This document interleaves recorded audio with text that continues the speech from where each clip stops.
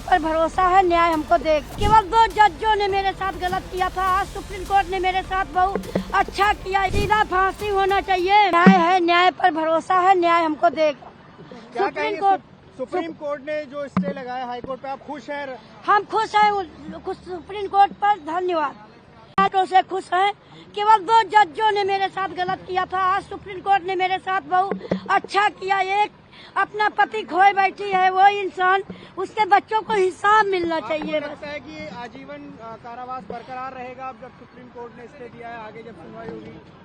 नहीं, सीधा फांसी होना चाहिए। मेरे जितने पति हत्यारे हैं सबको फांसी होना चाहिए। सारे बाहर घूम ही रहे हैं। सुप्रीम कोर्ट ने जब हमको भरोसा है तो सुप्रीम कोर्ट पर भरोसा है, हमको न्याय मिले। सुप्रीम कोर्ट का हम धन्यवाद कर रहे हैं। ये बताइए कि अब आगे क्या फांसी होना चाहिए दोषियों को। जितने लोग हमारे पति को हत्यारे ने, वो लोग नहीं पड़ी मेरे पति के मेरे साथ। पूरे देश में विरोध हो रहा था जब ये फैसला आया था, सब लोग विरोध कर रहे थे। अब क्या कहना चाहेंगी? सुप्रीम कोर्ट ने आपकी बात सुन ली है, राहत मिली है आपको? हमको राहत मिली। कल हम धरना प्रदर्शन में गए। क्या कुछ कहना चाहेंगी मैम? लगातार न्याय की लड़ाई आप लड़ रहे हो। सुप्रीम कोर्ट के ऊपर जी उधर जाना पड़ेगा। जी जी जी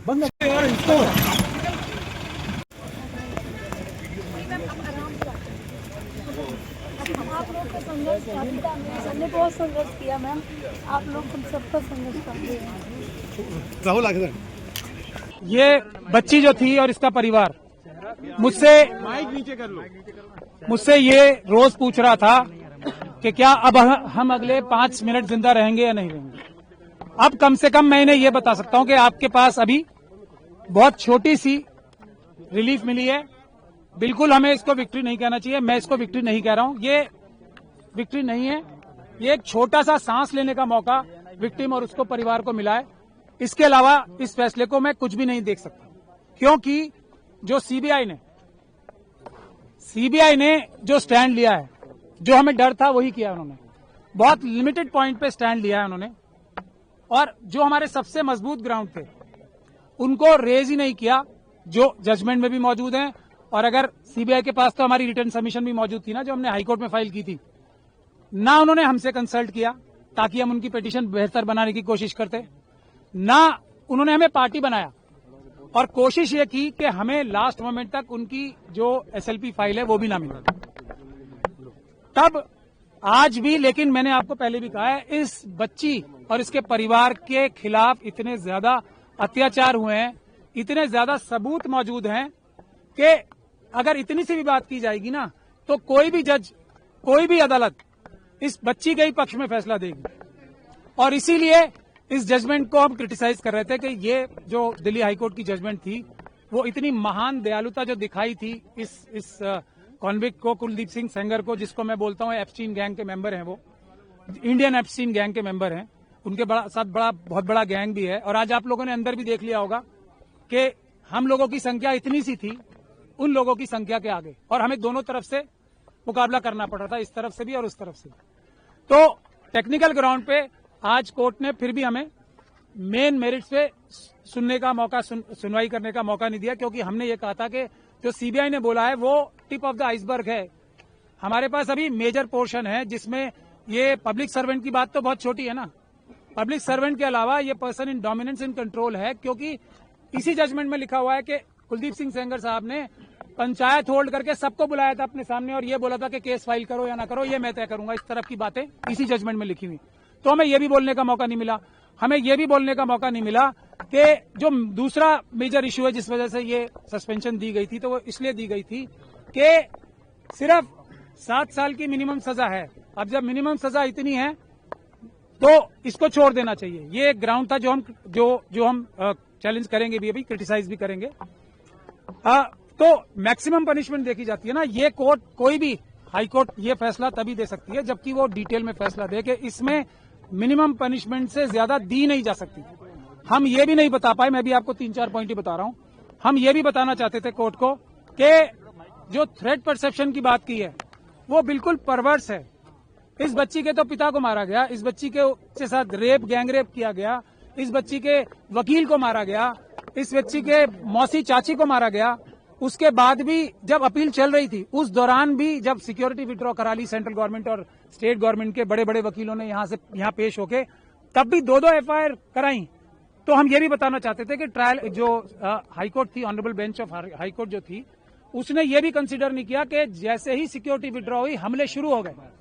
तो हम ये भी बताना चाहते थे कि थ्रेट परसेप्शन ऐसी नहीं होती कि अंदाजा लगा के ये कह दिया जाए कि फ्यूचर में अटैक नहीं होगा, इसके ऊपर कोई हमला नहीं होगा, क्योंकि CRPF है, इसलिए किसको कोई खतरा नहीं है। माँ को तो खतरा है। फैसले को कैसे देखते हैं आप? मैंने आपको बताया ना, ये मरते हुए नहीं, जो इसको जीत कहेगा, वो जो जीत कहेगा इसको, वो धोखा देगा देश की जनता को भी और पूरी न्यायिक व्यवस्था को। सबसे बड़ा धोखा होगा अगर इसे जीत बोला जाए। मेरी बात सुन लीजिए, ये जीत नहीं है। जीत क्या है? इस बच्ची की क्या जीत होगी? इस बच्ची को दर दर की ठोकरें खानी पड़ रही हैं। इतने छोटे छोटे 2 बच्चे हैं उसको कल मार दिया जाएगा, परसों कोई सिक्योरिटी नहीं है। इस बच्ची का क्या जीत होगी? इसके पिताजी की हत्या कर दी, इसकी माताजी को विधवा कर दिया। इस बच्ची की जीत कहाँ होगी? अब इसके वकील को मार दिया गया, इसकी मौसी चाची को मार दिया गया, और ये सड़कों पे दर दर भटक रही है। इसकी जीत होगी क्या? सुप्रीम कोर्ट को धन्यवाद, देश के न्यायपालिका को धन्यवाद। विक्टिम परिवार को पूरा ये आशंका है कि अगर अपराधी कहीं से भी छूट जाएगा, उसका गिरोह तुरंत सक्रिय हो जाएगा और अलग तरीके से उसका मोटिवेशन जो बढ़ेगा, उसके गिरोह के लोगों का बढ़ेगा। जो बचे खुचे परिवार के लोग हैं उसको भी मार और मिटा दिया जाएगा। विक्टिम के चाचा हैं, किस प्रकार के? विक्टिम के चाचा का मैं वकील हूं। उनके ऊपर और भी उनके प्रॉपर्टी को बर्बाद करने के लिए, उनके चीज़ों को तरीके के ख़त्म करने के लिए, फाइनेंशियली तो बैकबोन को तोड़ने के लिए ये दबाव बना था।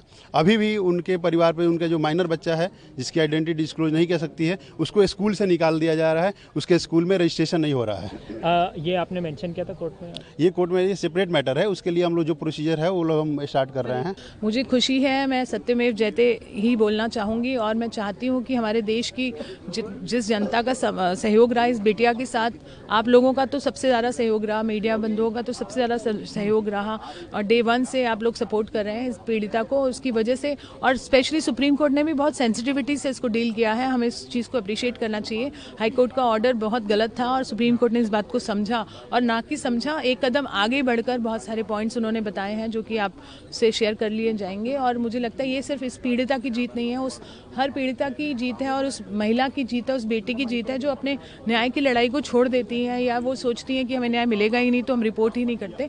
तो अब रिपोर्टिंग होएगी और हमारी बेटियों में जो आश्वासन आएगा कि हाँ, हमें अगर हमारे साथ कुछ गलत होता है तो हमें इसको बताना है। कहीं ना कहीं CBI ने जिस प्रकार की दलीलें दी थी उसको कंसिडर किया गया, और जिस प्रकार से विक्टिम की पीड़ा थी, सुप्रीम कोर्ट ने उस चीज़ को एक्नॉलेज की, और निश्चित रूप से उसी का असर देख रहे हैं। जी बिल्कुल, सुप्रीम कोर्ट ने बहुत सेंसिटिव स्टैंड लिया है इस बार। मैं बहुत खुश हूँ और मैं बहुत आभारी हूँ, और पीड़िता भी आभारी है, और आप सभी का सहयोग। पीड़िता को सुरक्षा मिलनी चाहिए। पीड़िता को ऑलरेडी सुरक्षा मिली हुई है, उसके पूरे परिवार को नहीं मिली हुई है, पर अब हम मांग करेंगे जो उनके साथ जुड़े हुए लोग हैं उनको भी सुरक्षा मिलनी चाहिए, हम पूछेंगे। सच की दुनिया खामोश नहीं रहती, और जब सवालों की आग बुझने लगे तब लौटता है वो।